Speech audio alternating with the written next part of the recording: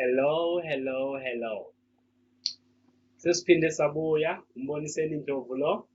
Sixoxa ngendaba zeBhayibheli, sixoxa ngokungena endlini kaNkulunkulu ukuthi kuyangenwa endlini kaNkulunkulu, kodwa kumele sazi ukuthi kungenwa kanjani.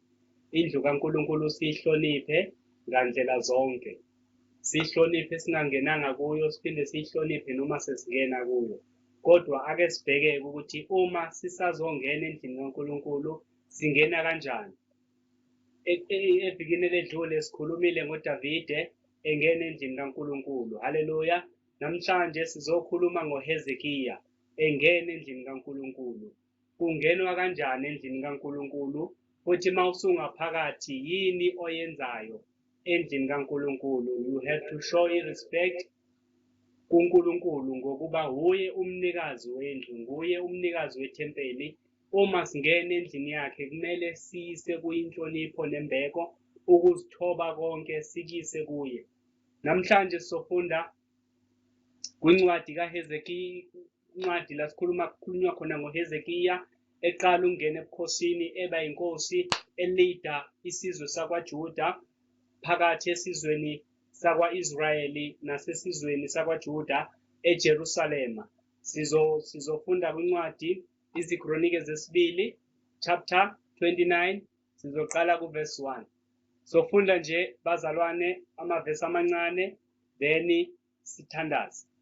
Haleluya. Sizwe ukuthi uHezekiya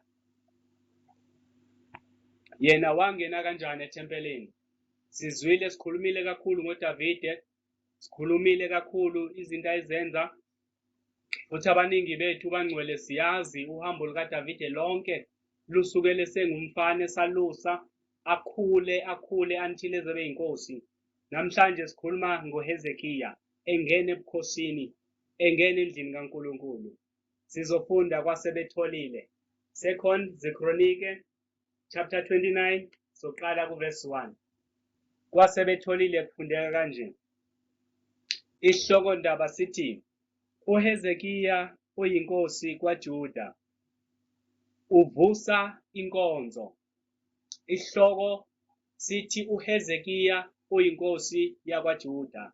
Mase sithi uvusa inkonzo, okusho ukuthi ukungena kwakhe ebukhosini kunezinto ezayingenzeki kwaJuda. Yena mayingena ebukhosini wazivuselela, wavusa inkonzo, akaqalanga into entsha uHezekiya. Ugadeke mzalwane, ungaqali into entsha, kodwa vuselela, qinisa, buyisa, hlumelelisa, khulisa lokho kukhona.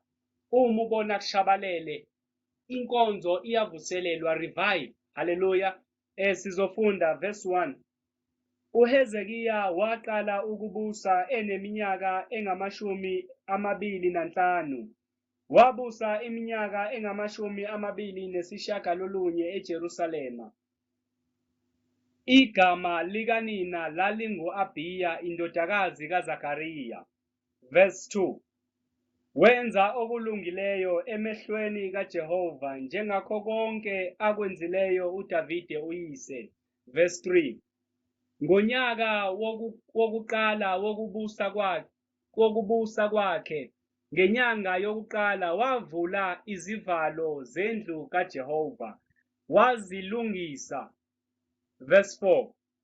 Wangenisa abapristi namaLevi, wababutha esigcawini ngasempumalanga. Verse 5. Wathi kubo, ngizweni nina maLevi, zingcweliseni ningcwelise nendlu kaJehova uNkulunkulu wawoyise, nikhiphe ukungcola endaweni engcwele. Verse 6. Ngokuba oyihlo baphambukile benza ukubi emehlweni kaJehova uNkulunkulu wethu, bamshiya baphendula ubuso babo endlini kaJehova, bamfulathela. Verse 7. Bavala nezivalo zompheme, bacima izibani, abashisanga impepho, abanikelanga ngeminikelo yokushiswa endaweni engcwele kaNkulunkulu ka-Israyeli. Haleluya. Sizoma lapho bangcwele verse 1 to verse 7 sikhuluma ngoHezekiya engena endlini kaJehova, engena ethempelini, engena ebukhosini.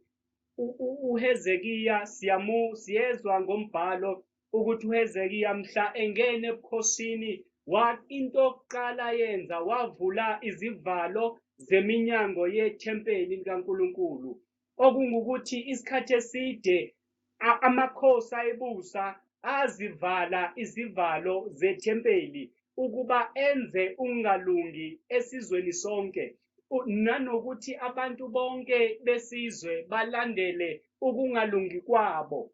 Kodwa uHezekiya mayengena ebukhosini bakwaJuda eJerusalema, lithi izwi lenkosi, wavula izivalo zendlu yokuthandaza, wavula izivalo zendlu yendumiso, indlu yokunikela, indlu yokubonga, indlu yokukhuleka kuNkulunkulu, wazivula zivaliwe. Uthe mayisuka lapho uHezekiya akagcinanga ngokuzivula nje kuphela enzele yena kuphela, kodwa waya ezigcawini, ezindaweni kwi-marketplace, wayolanda amaLevi, wayolanda abapristi, wabaletha endlini kaNkulunkulu, wabaletha ethempelini, wabaletha endaweni yokukhuleka. Haleluya, haleluya. Uthe uHezekiya sekwenzile konke lokho, wakhuluma kumaLevi, wathi mawahlanze indlu kaJehova, ukuba isizwe sonke sikwazi ukuhlanganyela kuyo, sikwazi ukudumisela kuyo, sikwazi ukushisa, ukuletha umnikelo wokushiswa kuyo. Kodwa kumele ingcweliswe kuqala, kumele ilungisiswe kuqala. Asinakwazi ukukhonzela endlini engahlanzwanga, endlini engekho ngcwele, enezithixo, enezithombe. Asikwazi ukukhonzela uJehova kuyo. Kumele kususwe kuqala lezo zinto ezenza ukuthi uNkulunkulu angakhonzeki. Kumele kususwe kuqala lezo zinto ezenza ukuthi uNkulunkulu angayizwi imithandazo yethu. Sesithandaze kaningi bangcwele, kodwa imithandazo yethu nemithandazo yami nawe ayiphenduleki. Awukubheke mzalwane indlu othandazela kuyo, ngakube ihlanzekile na, ngakube ingcwelisiwe na, ngakube wena uzingcwelisile na before ulethe umthandazo wakho kuyo. Uthi uHezekiya kumaLevi, zingcweliseni ningcwelise nendlu kaJehova, zingcweliseni ningcwelise nendlu kaJehova, ihlanzeni ngokuba ayihlanzekanga. Uthi bhekani amakhona wonke ukuba nihlanzisise indlu kaJehova. Haleluya, haleluya. uHezekiya siyambona uyalungisa, kodwa into yokuqala yenza wavula ivalo zendlu kaJehova. Ngithi mzalwane, ziyavulwa ivalo zendlu kaJehova. Uwe okumele uzivule, uwe okumele ubone uma indlu kaJehova izivalo zivaliwe, kumele uzivule. Haleluya. Ukuze izinto zakho zivuleke, vula indlu kaJehova empilweni yakho. Ukube umsebenzi wakho ivuleke, vula indlu kaJehova empilweni yakho, uyingcwelise, uyihlanze, uyihlambulule. Haleluya. Nangale ntambama ulusuku lwangesonto, abanye bephuma ezinkonzweni. Haleluya. Sithi indlu kaJehova iyavulwa, iyahlanzwa, iyahlanzululwa, iyangcweliswa. Manje ukhuleke, manje ulethe iminikelo. Uthi uHezekiya obaba benu bayivala, bayeka nokunikela, bayeka nokuletha iminikelo kuyo, bayeka nokwenza indumiso kuyo, ukubonga uNkulunkulu endlini yakhe. Haleluya. uHezekiya uthi mayihlanzwe indlu kaJehova, mayihlanzwe ingcweliswe indlu kaJehova, kulungisiswe izimbenge zokulethwa kweminikelo, kuhlanzwe ne-altar yomnikelo yokushiswa. Haleluya. Because indlu kaJehova ibaluleke kakhulu phakathi kwesizwe. Awukukhumbule lento mzalwane, ukuthi empilweni yakho ubheke around impilo yakho ukuthi ngakuba iziphi izinto ezikhaqileyo, iziphi izinto ezikusurroundile. Mhlawumbe impilo yakho ayiqhubeki ngenxa yezinto eziseduze kwakho. Awukuzihlanze, hlanza indawo kuyo, hlanza indawo ukhuleka kuyo, ukuze ukwazi ukumdumisa uNkulunkulu. umdumise ngenyaniso, umdumise ngokuthembeka nasebungcweleni, eqinisweni nasenyanisweni. Haleluya. uHezekiya uma ingena endlini kaJehova wenza into engenziwanga amakhosi amaningi. Ungene wavula izivalo wayihlanza indlu kaJehova, nasentambama sithi iyahlanzwa, akuthandazwa nje kuphela, akunikelwa nje kuphela, akudunyiswa nje kuphela. Haleluya. Kodwa uyahlanzwa indlu kaJehova, ayahlanzwa ama-altar, ayawashwa amanetha. Haleluya. Sezwa kwamanye amavesi lithi base behlamba amanetha, waqhamuka uYesu. Haleluya. Waqhamuka uYesu wabafica belambile kodwa bephethe amanethe. Haleluya. Iyahlanzwa indlu kaJehova. Haleluya. Because yena ma ekhona ngeke ubuyele emuva ulambile, uzobuyela emuva ugainile uphethe into. Haleluya. Lithi izwi lenkosi sebethi bayawagoqa amanetha, wathi uYesu mabawabuyisele ngaphakathi olwandle, wathi mabawaphonse futhi amanetha. Haleluya. Haleluya. Obhalayo uthi abazange besakwazi nokwabuyisela ngaphandle. Haleluya. Ayisegcwele echichima. Haleluya. Baze bacela babeseduze kwabo ukuba babambise amanetha, ukuba bawakhiphele ngaphandle. Haleluya. Ngokuba yena mayisekhona impilo yakhe ya overflowa, impilo yakhe, izibusiso zakho ziyachichima. Haleluya. Hlanza indlu kaJehova qala, hlanza indlu kaJehova uyingcwelise. Haleluya. Haleluya. Abangcwele, izwi lanamhlanje liphela lapho. Sithi uHezekiya wazivula izivalo. Awukuzivule nawe mntakababa, awuzivule nawe dadewethu, umfowethu, awukuzivule izicango zendlu kaThixo. Before ukhuleka, before unikele, before uthandaza, before udumise, before uhlabelele, awukuvula iminyango, awuyihlanze, uhlanze ne-altar. Haleluya. Awukuyihlanza indlu kaJehova, uhlanze ne-altar, ulungise iminyango. Lithi izwi uHezekiya ezivula izivalo wazilungisa. Haleluya. Wazivula wasezilungisa ukuthi zibe kahle. Haleluya.